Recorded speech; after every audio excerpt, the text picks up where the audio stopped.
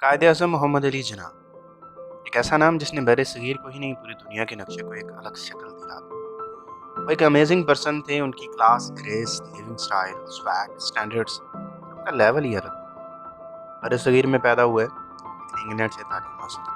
आप 25 दिसंबर 1876 को कराची में पैदा हुए। आपके वालिद साहब का नाम जनाब मुंजा था, जो कि एक ताजिर घराने से ताल्लुक़ रखते थे। उनकी वालदा का नाम मिठी भाई था। आपने इब्तदाई तालीम सिंध मदरसा इस्लाम और कराची मिशनरी स्कूल से हासिल की। आप बेहद ज़हीन और फ़तीन तलबा में शुमार किए जाते थे। आला तालीम के लिए आप इंग्लैंड चले गए और वापस आकर वकालत के साथ साथ सियासत में भी हिस्सा लिया। आप 11 सितंबर 1948 को वफात पा गए। ये सब बातें जो मैंने आपसे शेयर की हैं, आप बारहा पढ़ चुके होंगे, सुन चुके होंगे। आज हम मोहम्मद अली जिन्ना की लाइफ के उन औरा को पलट के देखेंगे जिनका इदराक अमूमन कम लोग हैं। नंबर 1, कम उम्र तरीन बैरिस्टर। आप एक स्टार या सेलिब्रिटी वकील या बैरिस्टर के तौर पर जाने जाते थे। बहुत कम लोगों को पता होगा कि उन्होंने बैरिस्टर की डिग्री 20 साल से कम उम्र में हासिल कर ली और बरतानिया से आकर बम्बई में वकालत के पेशे से मुंसलिक हो गए। आप पूरे बॉम्बे में वाहिद मुस्लिम बैरिस्टर थे और उससे भी हैरान कुन बात यह कि वो वाहिद मुस्लिम वकील के बैरिस्टर थे जिसे बरतानिया की बार काउंसिल मीटिंग्स में बुलाया या इन्वाइट किया जाता।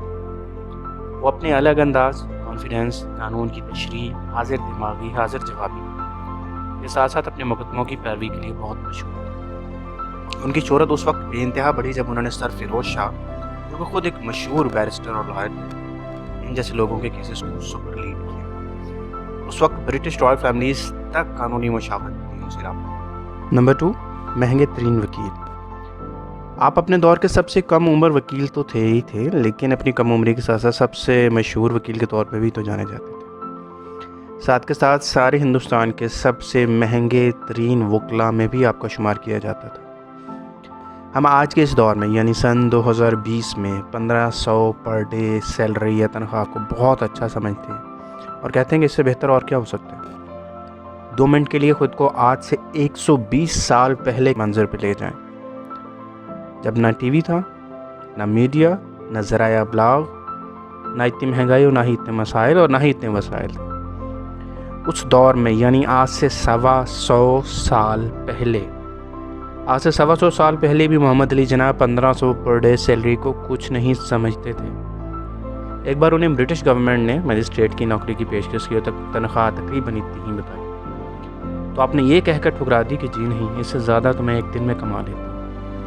उनकी क्लास ही अलग थी। वही जिन्ना जब पाकिस्तान बन गया तो 1 रुपये माहाना पर गवर्नर जनरल की सीट पर काम करते रहे। नंबर 3, खुश लिबासी। उनकी दीगर खूबियों में से एक इनफरादियत उनकी ड्रेसिंग सेंस भी थी। वो खुश लिबास शख्सियत थे। उनकी ड्रेसिंग सेंस से अंग्रेज़ तक मुतासिर होते थे। ही was a fashion icon at that time. अंग्रेज़ डिज़ाइनर तक उनके स्टाइल को फॉलो करने लग गए थे। ज़राए बताते हैं कि उनके पास उस दौर में 200 से ज़्यादा इंग्लिश सूट्स थे।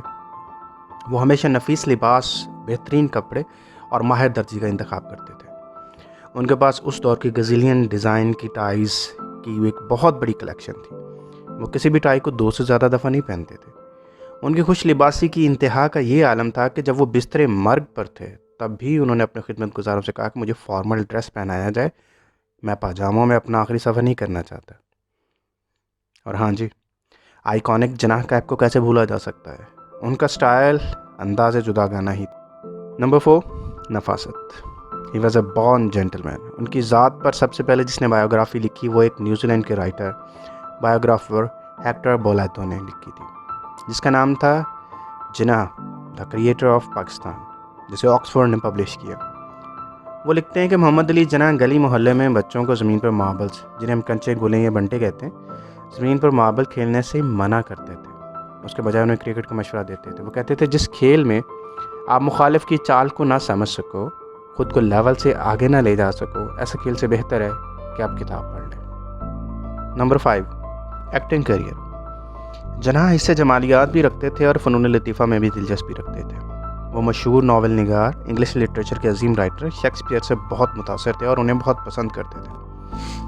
उन्होंने शेक्सपियरियन सोसाइटी, जो कि उस दौर की सबसे मशहूर आर्ट्स काउंसिल टाइप एक इदारा था, जो कि शेक्सपियर के ड्रामे और नावलों को अदाकारी के रंग से पेश करता था, आपने उसे ज्वाइन कर लिया और आपने बतौर अदाकार مشہور زمانہ ڈرامہ رومیو جولیٹ، جس طرح ہمارے ہاں ہیر رانجھا کی ایک افسانوی داستان سنائی جاتی ہے، انگلش لٹریچر میں رومیو جولیٹ جو کہ شیکسپیئر کا لکھا ہوا ایک ڈرامہ تھا، اسے بہت پڑھا یا سنایا یا دیکھا جاتا ہے۔ آپ نے اس مشہور زمانہ ڈرامہ رومیو جولیٹ میں بطور رومیو اداکاری بھی کی، جسے بہت پذیرائی ملی، لیکن آپ کے والد کو یہ فیلڈ پسند نہ آئی اور انہوں نے خط لکھ کر اسے منع کر دیا اور بالآخر آپ نے اس سوسائٹی سے استعفیٰ دے دیا۔